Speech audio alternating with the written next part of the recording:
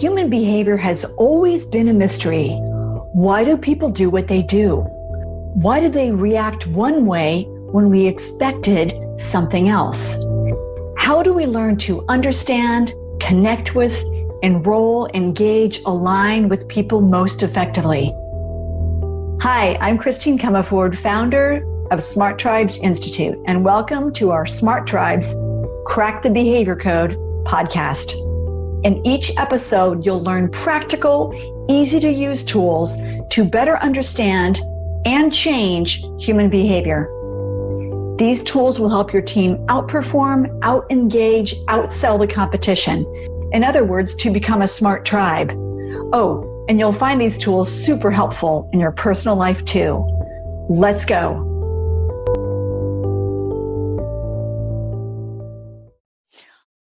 Are any of these phrases familiar to you? You just don't understand. How many times do I have to repeat myself? I can't tell if you're distracted or you just don't care.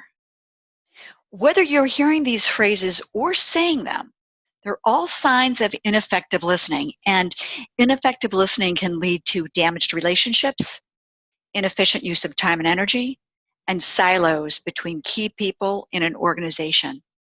The conventional advice to improving our listening skills ranges from practicing active listening, walking in someone else's shoes, echoing back what the other person says, and paying attention to nonverbal communication, body language, facial expressions, etc.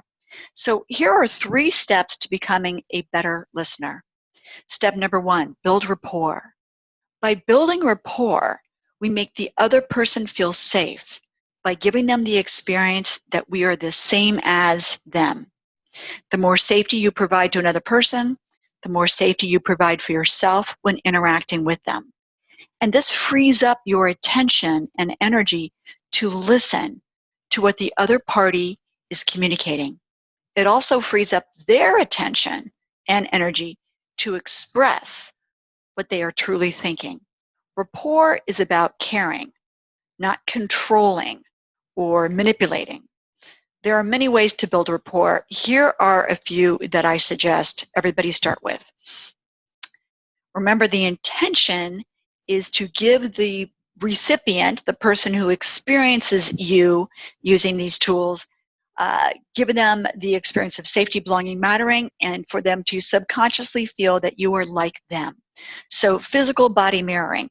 By mirroring a person's body posture, position, you step into what it feels like to be them. So, for example, if someone is leaning back and has his arms crossed, you gradually do the same. You don't want to immediately mimic his behavior because that would be awkward. Always pause before mirroring so that changing your position isn't rushed or abrasive. You're just trying to get into a similar physical body position to see what it might feel like to be them. Keyword and gesture backtracking, mirroring the words a person uses to describe their experience and the gestures they use too, furthers that experience of same as. So if someone says, "I'd really like to go the extra mile," while slicing the air with their hand, you can respond by gesturing similarly and backtracking their keywords. Yes, let's go the extra mile. Note that this does not mean paraphrasing. Paraphrasing, where you use your own words to describe what you thought somebody's experience was, does not build rapport. Using their keywords is important. Next, use the meta model. You'll often hear people use non-specific phrases, such as, "I find this task difficult." Often we assume that we understand what the person means by difficult, but we don't. We're not on their map of the world. So for a software programmer, too difficult might mean that they've been asked to develop a better version of Microsoft Word all by themselves. For you, too difficult might mean that you need more time to complete a specific task.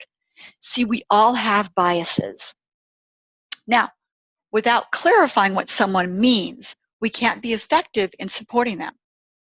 key to clarifying what someone means is to use what's called the meta model in neurolinguistics. The meta model helps us see the world from the other person's perspective rather than from our own. So key to being a leader.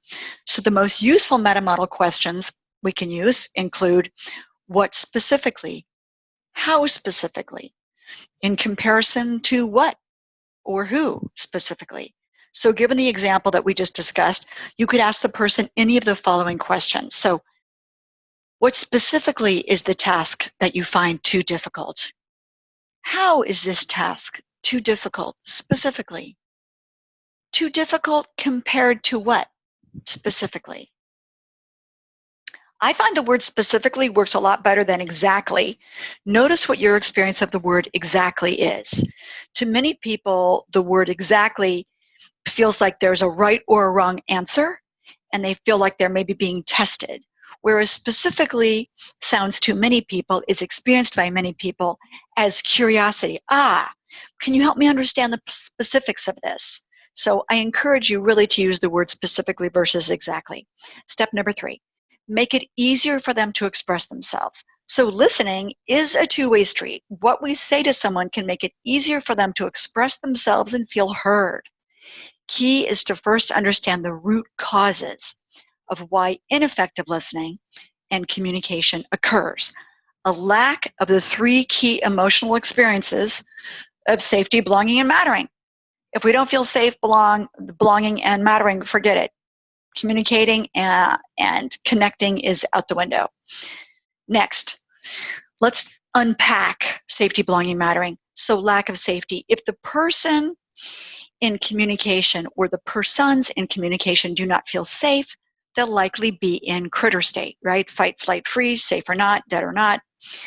This can lead to defensive behavior, aggressive interactions, conflict avoidance. Rather than telling each other openly what they mean, a lot of their attention is directed to making sure they aren't being harmed emotionally or physically. They're on the lookout. Lack of belonging. Without sufficient belonging, people will not care to share what they want to say, and they won't care to listen to what others want to share either. People want to feel connected to and supported by the people they belong with, colleagues, friends and family, industry peers, etc. Lack of mattering.